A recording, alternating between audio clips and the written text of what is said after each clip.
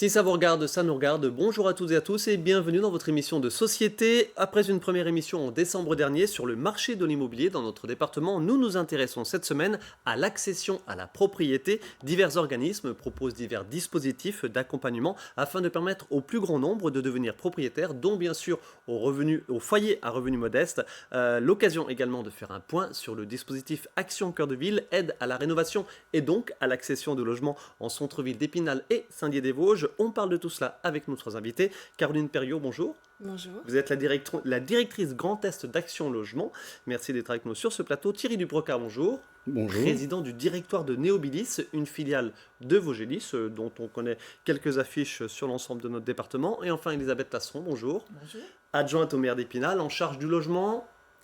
De l'urbanisme et des projets aménagement urbain. Et vous pilotez notamment, vous suivez de près, bien sûr, le dispositif Action Cœur de Ville sur Épinal. Et puis, c'est également un dispositif qui est en place sur Saint-Dié-des-Vosges. On fera un petit peu le point dans cette émission. Donc, merci à tous les trois de votre participation à cette émission. Déjà, avant de détailler donc, cette thématique d'accession à la propriété via des aides à l'achat ou à la rénovation, petite présentation toute rapide, puisque je pense que nos téléspectateurs connaissent mal vos dispositifs, Caroline Perriot et Thierry Dubroca. Caroline Perriot, Action Logement, pardon, mais tout le monde a gardé en tête le fameux 1% logement. Tout à fait. Je représente ce qu'on appelait le 1% logement, qui a changé de nom il y a plus d'une dizaine d'années. Ouais. On gère la participation des employeurs à l'effort de construction, c'est-à-dire toutes les entreprises de plus de 50 salariés cotisent pour Action Logement et pour accompagner le parcours résidentiel, le faciliter pour favoriser l'emploi. Et donc, on accompagne tous les salariés du secteur privé et tous ceux qui s'insèrent dans l'emploi à tous les moments clés de leur vie. Vous démarrez dans la vie active, vous avez besoin de trouver un logement abordable et donc vous avez besoin d'un garant, vous avez besoin d'être accompagné parce que vous avez un double besoin de logement. Vous êtes alternant, vous êtes apprenti et puis vous êtes dans votre logement et vous avez un événement familial ou un accident professionnel et vous avez besoin qu'on vous sécurise dans votre logement et Action Logement et ses équipes sont là pour ça.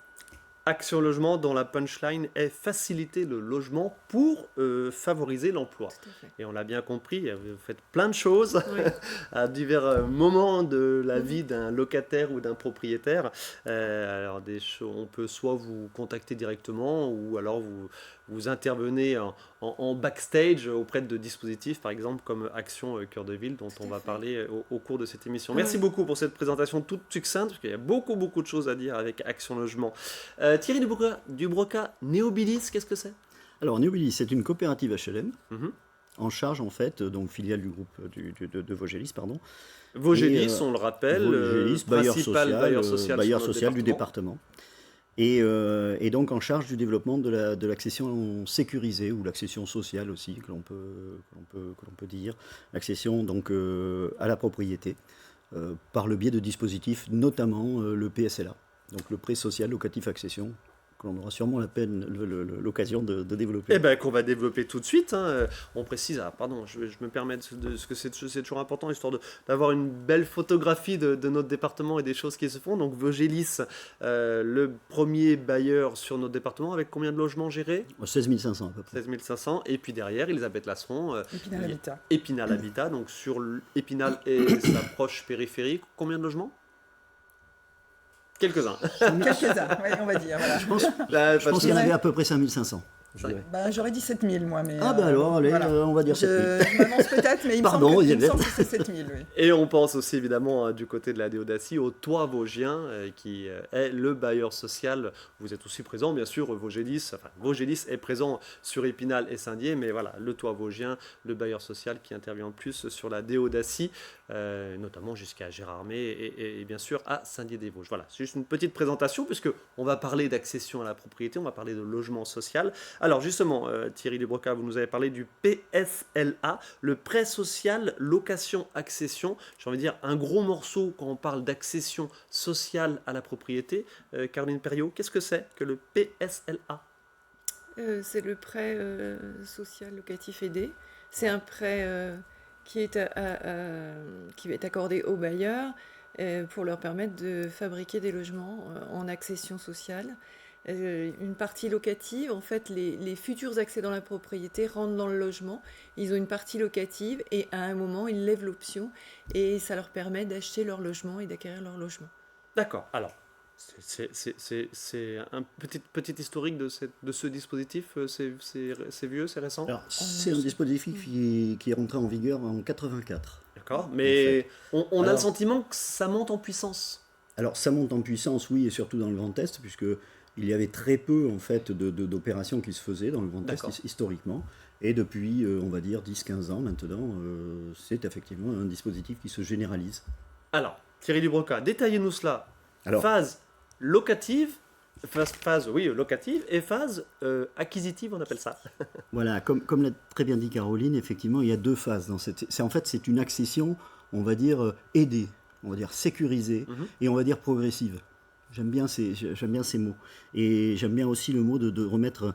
Donc il y a l'aspect social, bien sûr, mais en fait, c'est surtout l'aspect humain, moi, que je voudrais remettre au centre du dispositif, parce que c'est bien ça que l'on a dans ce dispositif. On va voir quelques images du programme que Néobilis vous avez mis en place sur le parc de l'Arsenal à Chantraine, Oui. dans le cadre de cette accession à la propriété, via notamment ce fameux prêt social location-accession.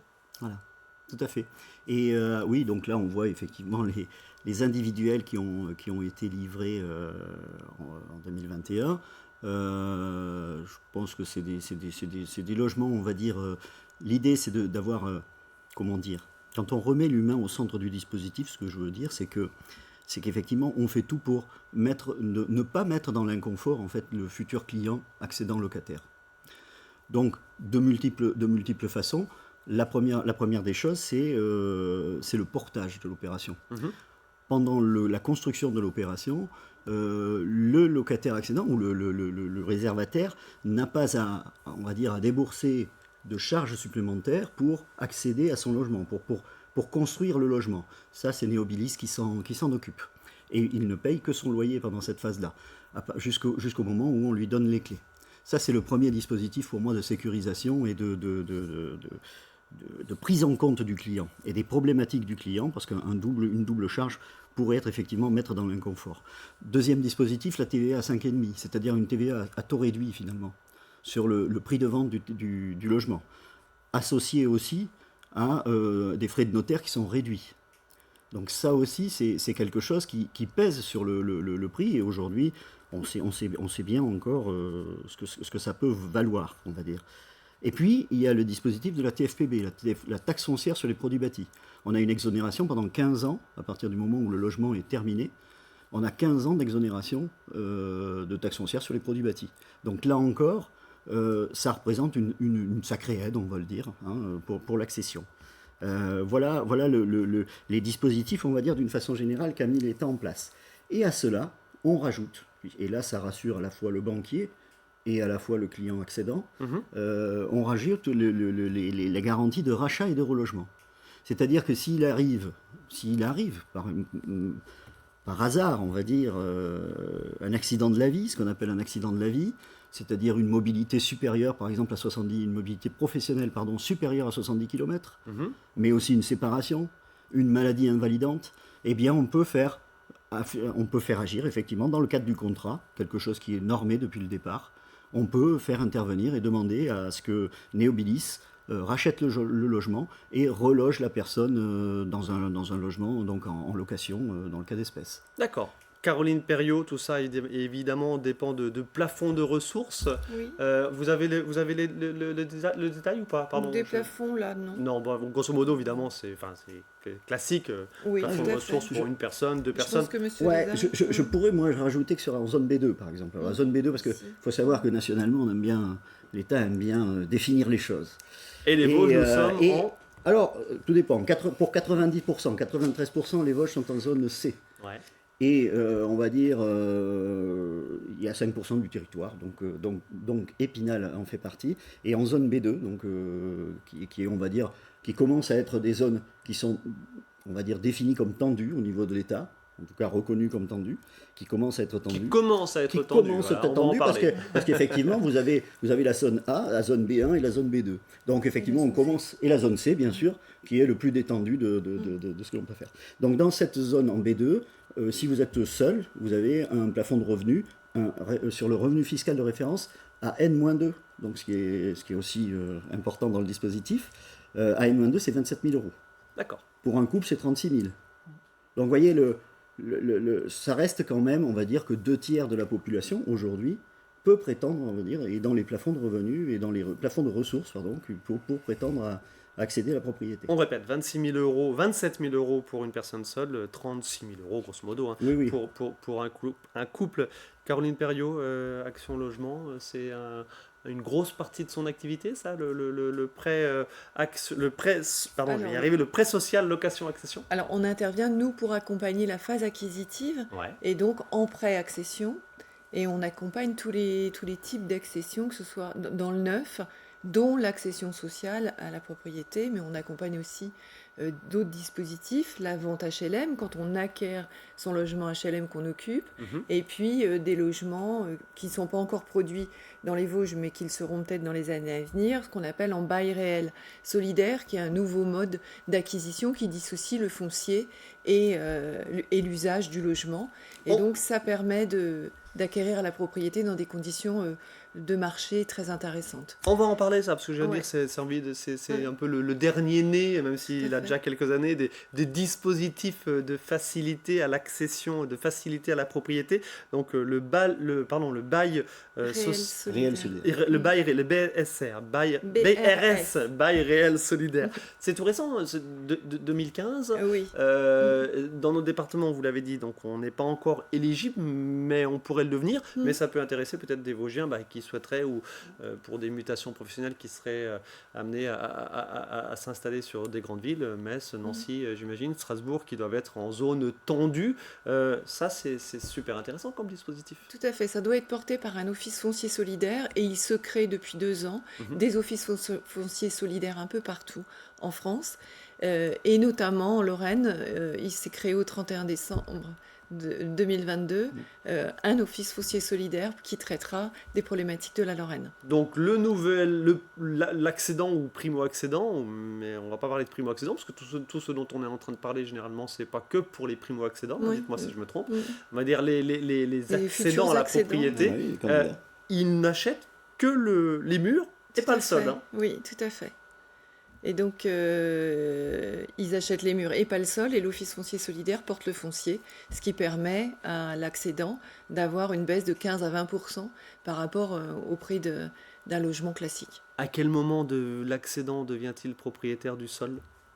Ça, il peut en être propriétaire ou pas du tout? Dans Oui. le principe, il ne pourra pas. Ah, d'accord, pas du tout, achète, du tout. il- Ok, voilà, je pensais que c'était- il n'achète que les murs. occupera toujours les murs. Il Ouais, n'achète ouais. que les murs. Ok, mais je pensais que Non. ça pouvait être Non. reporté à plus tard avec des échéances plus longues Non. ou des... Ok, Non, non. bon. C'est le Euh, principe. le prêt social location à accession, Caroline Perriot, c'est un gros morceau sur notre département pour vous, Action Logement. Je rappelle que vous avez des bureaux, bien sûr, Oui. à Épinal, rue Gambetta, me Tout à semble-t-il. fait. Oui. Oui.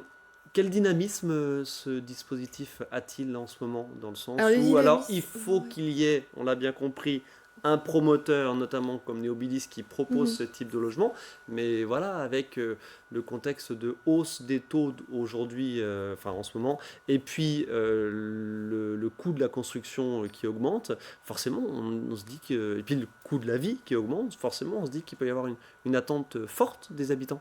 Il peut y avoir une attente forte. Après, il faut qu'il y ait de l'offre en logement, en accession sociale.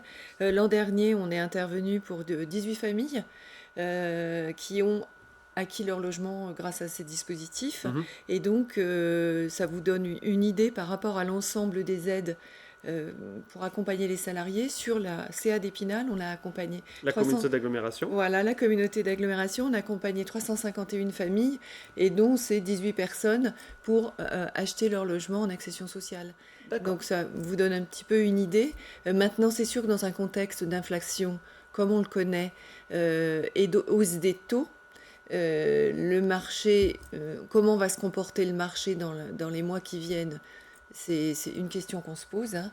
Il est clair que le prêt accession qu'on propose est un prêt extrêmement intéressant au taux de 1,5, 40 000 euros, qui permet d'avoir un vrai apport personnel et qui sécurise l'opération.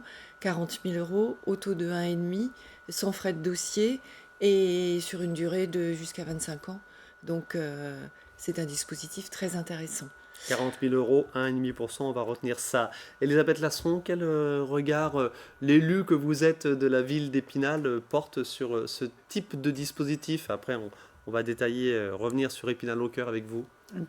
Tout ce qui permet effectivement d'accéder à la propriété, hein, sous différentes formes, hein, que ce soit une déstructuration, on va dire, de la propriété en elle-même, c'est toujours effectivement intéressant, et ça vient s'ajouter en fait à tous les dispositifs que nous on met en place au sein de la ville pour permettre aux familles de s'installer ou de rester, hein, avec des logements qui répondent aussi aux besoins et aux demandes actuelles. Alors ça vaut, pardon, mais tout ça, ça vaut que pour le neuf ou ça peut être aussi sur de l'ancien, Thierry Dubroca? Alors le PSLA dans l'ancien, depuis novembre 2020, existe. Donc il y a eu les premiers décrets qui ont fondé l'affaire. Et donc on va dire on est sur un système on va dire parallèle, en termes de ce que je dirais les garanties et la sécurité, ce que j'ai pu énoncer tout à l'heure, c'est les mêmes. Il y a quelques, on va dire techniquement quelques choses en plus, enfin quelques dispositifs en plus, tels que il faut remettre en lettre E, par exemple. Donc ça serait le cas d'une acquisition-amélioration, par exemple. Néobilis se porte acquéreur d'un bâtiment et revend les logements après les avoir améliorés. D'accord. Bon, sauf que dans le dispositif d'État tel qu'il est prévu aujourd'hui, on le remet sur le marché avec une lettre E. Ce qui, à titre personnel, je pense, en tout cas, me paraît aujourd'hui encore, en tout cas, on pourrait mieux faire. Donc il faudra mieux faire sur ce dispositif-là. On l'a compris. En tout cas, sur le principe, en tout cas, voilà, il existe. Et je pense que sur des territoires comme, je pense qu'Elisabeth ne me détrompera pas, sur un territoire comme Épinal, ça peut avoir son sens, on peut avoir tout à fait un sens. Ok. Et Elisabeth Lasseron, justement, on reste sur Épinal. Un petit focus, comme je l'ai évoqué en introduction, sur Épinal au cœur. Le dispositif donc porté au niveau national, proposé à 222 villes moyennes en France, dont dans notre département Épinal et Saint-Dié-des-Vosges uniquement.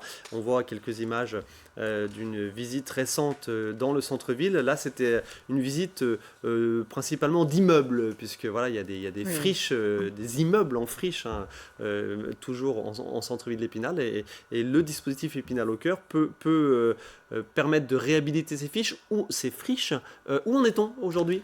Alors, tout d'abord, Épinal au cœur, c'est pas uniquement le volet habitat, hein, puisque Épinal au cœur, c'est la déclinaison du dispositif national, mais ça comporte d'autres volets, hein, l'objectif qui est poursuivi au travers la dynamisation de l'activité en voilà, centre-ville, la reconquête etc. des espaces publics, etc. On reste sur mais l'habitat. l'objectif est vraiment, effectivement, de redynamiser, en tout cas, le centre-ville, de maintenir des familles, de faire revenir des propriétaires occupants.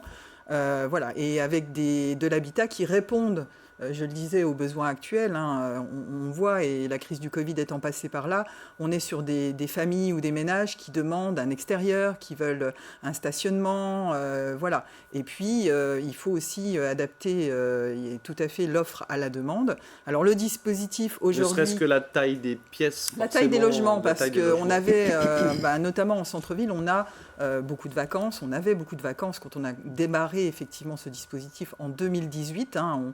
On est sur un dispositif de 5 ans, on est sur la 5e année du dispositif, donc beaucoup de vacances. Aujourd'hui, avec un objectif qui était sur les 5 ans de 178 logements individuels réhabilités, on est en fin d'année 4, hein, donc au 31 août 2022, sur 140 logements réhabilités. Donc ça touche à sa fin, Tout à fait. A trouvé son public.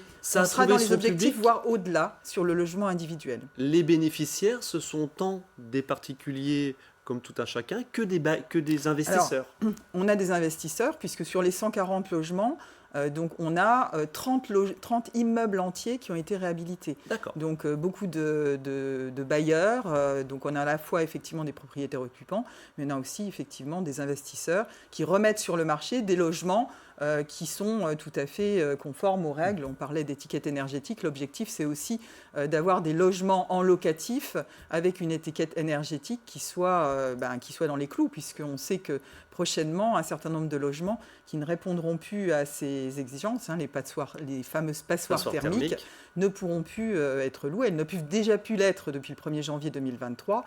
On voit l'exemple d'une maison individuelle, on en avait fait un reportage, c'est alors tout près de Chantraine, mais on est sur Épinal, bien évidemment. C'est au niveau du rond-point de Chantraine, avec des travaux de rénovation qui ont été assez largement aidés par le dispositif Action Cœur de Ville, qui s'appelle donc sur Épinal au cœur. Là, on est sur un immeuble, une maison individuelle entière, complète, réhabilitée, réinvestie par une famille qui a complètement réhabilité avec une réhabilitation de qualité.